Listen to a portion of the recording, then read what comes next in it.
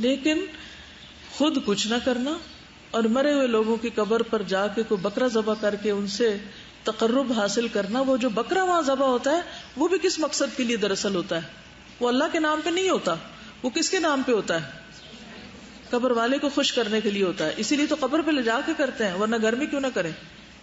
تو جب قبر والے کے نام پر وہ ہو رہا ہوتا ہے تو اس کو قرآن میں کیا کہا گیا؟ یہ کیا ہے؟ یعنی اس کا گوشت کھانا جائز ہے؟ کیوں؟ وما ذبح علی النصب. دور جاہلیت میں بھی انصاب پر، یعنی کہ جو بتوں کے استھان ہوتے تھے وہاں ذبح وغیرہ کی جاتی تھی چیزیں. اور اسی طرح جو حرام چیزیں جن کو اللہ تعالیٰ نے حرام قرار دیا ان میں سے ایک چیز یہ بھی ہے وما اہل بہ لغیر اللہ، غیر اللہ کا نام جس پہ پکارا جائے وہ چیز بھی حرام ہو جاتی.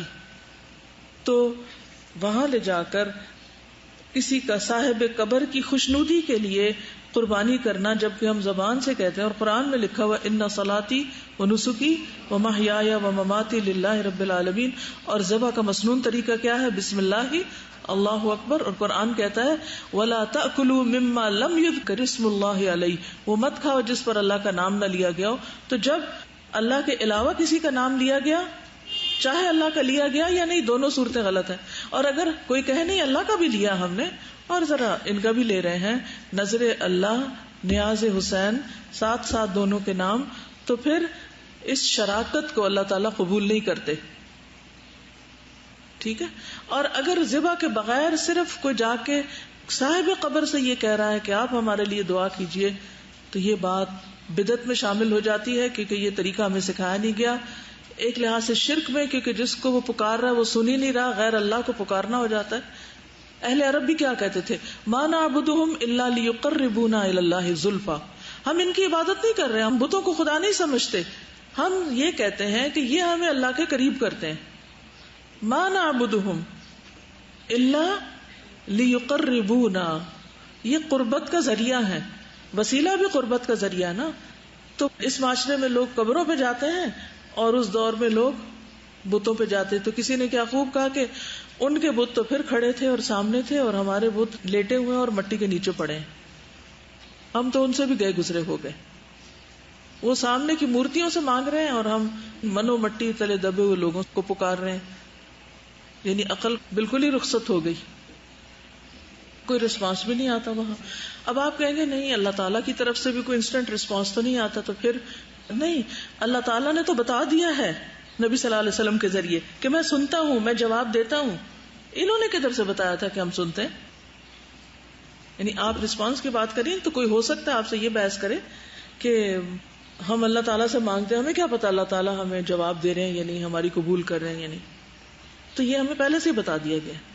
مگر جس سے ہم کہہ رہے ہیں اگر وہ سامنے کھڑا اور کچھ نہیں بول رہا تو وہ تو ہم خود دیکھ رہے ہیں ہماری آنکھیں. اور اگر وہ مرے ہوئے ہیں تو انہوں نے ہمیں کچھ بھی نہیں بتایا، نہ کسی اور کے ذریعے، اور نہ خود کوئی طریقہ ہی نہیں ہے معلوم کرنے کا کہ وہ کچھ سن رہے ہیں یا نہیں سن رہے. ٹھیک ہے. اچھا، اب میرا سوال یہ ہے کہ وسیلہ کو شرک کے باب میں کیوں شامل کر لیا گیا جبکہ وسیلہ کا معنی ہے اللہ کا تقرب حاصل کرنا؟ یعنی اس چیپٹر میں اس کو لانے کا مقصد کیا تھا؟ کیوں یہاں یہ بحث ڈسکس ہو رہی ہے؟ شرک کے بارے میں ہم پڑھ رہے ہیں اور وسیلہ کے بارے میں باتیں کیوں ہوئی؟ ہم ان چیزوں کو وسیلہ بنا لیتے ہیں جو ہمیں اللہ کے قریب کرنے کی بجائے شرک کی طرف لے جاتی ہیں اور اپنے میں الجھا لیتی ہیں اور اللہ سے اور دور کر دیتی ہیں. یعنی اللہ تعالیٰ کو تو ہم اور بھلا دیتے ہیں. مثلا ہم کہتے ہیں کہ اللہ تعالیٰ سنتا ہے، اور اگر ہم یہ کہیں کہ قبر والے بھی سنتے ہیں غائبانہ طریقے سے، کیونکہ ظاہر تو کوئی طریقہ نظر نہیں آتا، تو یہ بھی شرک ہو گیا. اور جتنے بھی اعمال ہیں نیک، یہ دراصل اللہ کی محبت حاصل کرنے کا ذریعہ ہے. لیکن جب ہم غیروں سے مانگتے ہیں یا غیروں کو کہتے ہیں تو پھر ہم obviously وہ طریقے اختیار کرتے ہیں کہ جس سے ان کی محبت میں اضافہ ہو، یا وہ ہم سے محبت کریں یا وہ ہم سے راضی ہو. ہم اللہ کو راضی کرنے کے بجائے ان کو راضی کرنے کے پیچھے چل پڑتے ہیں. یہاں سے سب خرابیاں پھوٹتی ہیں. ٹھیک ہے. چلیے، کسی نے یہ لکھا ہوا کہ زیارت پہ جانے والے، یعنی جو قبروں پہ جاتے ہیں، یہ کہتے ہیں کہ وہ لوگ اللہ کے نیک بندے ہیں، اللہ تعالیٰ کو نیک بندے زیادہ محبوب ہیں، ہم گناہگار ہیں، اس لیے ہم ان کو وسیلہ بناتے ہیں، اللہ تعالیٰ ان کی سنتے ہیں. تو اس پر ہمیں ان کو کیا کہنا چاہیے؟ نمبر 1، اللہ تعالیٰ سب کی سنتے ہیں، نیکوں کی بھی اور گناہگاروں کی بھی. اس کی کیا دلیل ہے؟ اس کی دلیل وہ حدیث ہے جس میں آتا ہے کہ اے ابن آدم، اگر تو زمین بھر بھی گناہ کر لائے اور پھر مجھ سے بخشش مانگے تو میں تجھ کو بخش دوں گا اور مجھے کوئی پرواہ نہیں ہے. نہیں حدیث قدسی ہے. ٹھیک، تو یہ حدیث آپ ان کو بتا سکتے ہیں کہ اللہ تعالیٰ سب کی سنتے ہیں. دوسرا کیا بتائیں گے ان کو آپ کہ ان کے پاس کیوں نہ جائیں؟ کیونکہ اللہ تعالیٰ نے ہمیں یہ نہیں بتایا کہ ہم ان کے پاس جائیں. سمپل سی بات ہے. اور کیوں نہ جائیں؟ کہ اللہ تعالیٰ نے خود کہا ہے کہ میرے بندے جب مجھے پکارتے ہیں تو میں قریب ہوں. اجیب دعوت الداعی اذا دعانی، میں جواب دیتا ہوں پکارنے والے کی پکار کا جب بھی وہ مجھے پکارتا ہے. دن کو پکارے دن کو سنتا ہوں، رات کو پکارے رات کو سنتا ہوں. آپ یہ کہہ سکتے ہیں کہ اللہ تعالیٰ ان کی زیادہ سنتے ہیں، لیکن یہ اس وقت تک ہے جب تک وہ زندہ ہوتے ہیں. مرنے کے بعد کسی کی بھی دعا نہیں سنی جاتی، نہ نیک کی نہ بد کی. ٹھیک ہے، اس کی کیا دلیل ہے؟ مرنے کے بعد انسان کا نامہ اعمال بند ہو جاتا ہے. ٹھیک ہے، اگر آپ کہتے ہیں کہ اللہ تعالیٰ نیک لوگوں کی سنتے ہیں تو آپ خود کیوں نہیں نیک بنتے؟ آپ بھی نیک بننے کی کوشش کریں. یہ تو ہمارا ان کے بارے میں حسن ظن ہے اور وہ ہوں گے نیک، لیکن اصل تو اللہ ہی جانتا ہے کہ کون نیک ہے. آپ تو کسی کو پاکیزہ قرار نہیں دے سکتے، نہ اپنے آپ کو نہ کسی اور کو. قل لعبادی الذین اسرفوا علی انفسہم لا تقنطوا من رحمت اللہ ان اللہ یغفر الذنوب جميعا. اللہ سارے گناہ معاف کر دے گا. اگر آپ سمجھتے ہیں کہ آپ کے گناہ رکاوٹ بنے ہوئے ہیں تو پہلے توبہ استغفار کر لیں. ٹھیک ہے، کیونکہ یہ چیز ہمارے معاشرے میں اتنی پھیلی ہوئی ہے، اس لیے آپ سب کا پہلے نمبر پہ خود شرح صدر ہونا ضروری ہے اور اس کے بعد دوسروں کو بھی سمجھانا ضروری ہے، کیونکہ یہ چیز بھی شرک کا دروازہ کھول دیتی ہے. ٹھیک ہے، تھوڑا سا وسیلہ کے بارے میں چند باتیں اور کر کے پھر میں انشاءاللہ آگے چلتی ہوں. تو وسیلہ کا لفظی معنی کیا ہے؟ تقرب، قرب حاصل کرنا. اور توسل الیہ کا مطلب ہوتا ہے تقرب الیہ، کہ اس کا قرب حاصل کیا. وصل الیہ یعنی قرب منہ، اس کے قریب ہوا. اور واصل کون ہے؟ فاعل، کرنے والا، قرب حاصل کرنے والا. تو وہ ذریعہ، سبب، راستہ، واسطہ جو اللہ کی طرف پہنچائے، اللہ کے قریب کرے. اور وہ کیا چیز ہوتی ہے؟ اس کی اطاعت، اس کی عبادت، جس کو اللہ تعالیٰ نے اپنے پیغمبر کے ذریعے شریعت کا حصہ بنایا.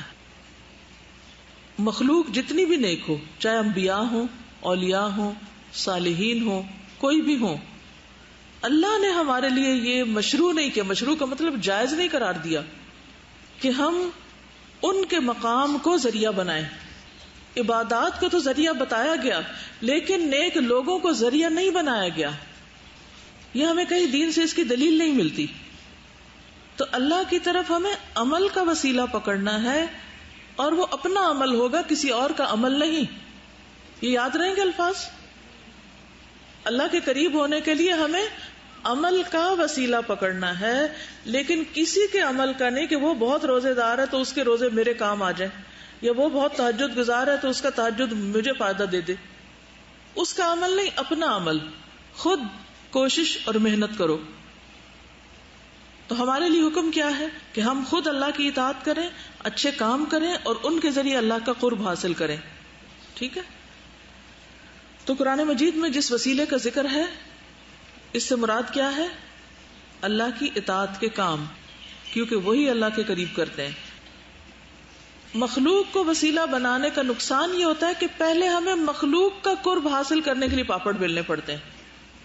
ٹھیک ہے نا، یہ کتنی بڑی مصیبت ہے کہ پہلے تو اس کو راضی کرو ابھی وہ ہمارا کام کرے، اور اس کی رضامندی میں ہی سب کچھ خرچ کر بیٹھتے ہیں، اور یوں اللہ تعالیٰ کے نزدیک پہنچنے کی بجائے بہت ہی دور ہو جاتے ہیں.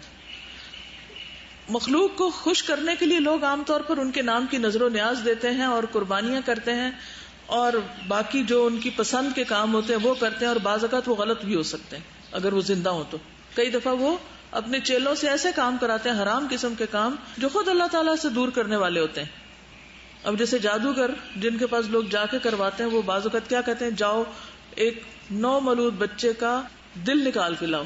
سنا کبھی آپ نے؟ یہ اس قسم کی بھی حرکتیں کرتے ہیں. یہ براہ راست معلومات دے رہی ہیں کہ ان کی کوئی جاننے والی کسی جادوگر کے پاس گئی تو اس نے ان کو کہا کہ تم ننگی ہو کر گدھے کے کان کاٹ کے میرے پاس لاؤ. اب شیطان کیا چاہتا ہے؟ انسان ننگا ہو، اور پھر ننگا ہو کے زندہ مخلوق کا کان کاٹے. آپ کا کوئی کاٹے تو پھر آپ دیکھیں کیا ہوتا ہے. تو گدھا بھی تو آخر جان والی چیز ہے نا. کیا ہمیں اجازت ہے کہ کسی زندہ مخلوق کے جسم کا کچھ حصہ کاٹے؟ ہمیں اس کی اجازت نہیں ہے. یعنی اس قدر غلط قسم کے بعض اوقات نامعقول حرام قسم کے کام کرواتے ہیں کہ جو انسان کو اور زیادہ اللہ سے دور کرتے ہیں. تو اگر کوئی مخلوق کا واسطہ پکڑتا ہے اور مخلوق کو خوش کرنے کے لیے کوئی جانور ذبح کرتا ہے یا نظر و نیاز دیتا ہے تو یہ شرک اکبر میں شامل ہو جاتا ہے. اس لیے وسیلہ کے باب کو شرک کے اندر رکھا گیا. اور اگر وہ صرف اس بندے کا ہی وسیلہ پکڑتا ہے اور کچھ اور نہیں کرتا تو یہ بدعت ہے، کیونکہ نبی صلی اللہ علیہ وسلم نے ہمیں ایسا کوئی طریقہ بتایا نہیں. مثلا لوگ کیا کہتے ہیں، یا اللہ ہمیں یہ چیز دے اپنے نبی کے صدقے، کہتے ہیں نا، یہ تو یہ بدعت میں شامل ہو جاتا ہے. ٹھیک، یعنی آپ نبی کا صدقہ کر رہے ہیں یا ان کے مقام کو بطور صدقہ پیش کر رہے ہیں اللہ کے حضور. اس بات کا مطلب کیا ہے؟ یا ان کا واسطہ یا ان کی ذات یا ان کو وسیلہ بنا کے، یہ چیزیں ہمیں نہ اللہ نے سکھائی نہ اس کے رسول صلی اللہ علیہ وسلم نے سکھائی. اس لیے ان چیزوں سے پرہیز لازم ہے. اور ویسے بھی اگر کوئی نظر نیاز یا کچھ اور نہیں کرتا، بندے کو وسیلہ بناتا ہے، تو پھر وہ فرسٹ سٹیپ ہوتا ہے، انسان وہیں تک نہیں رہتا.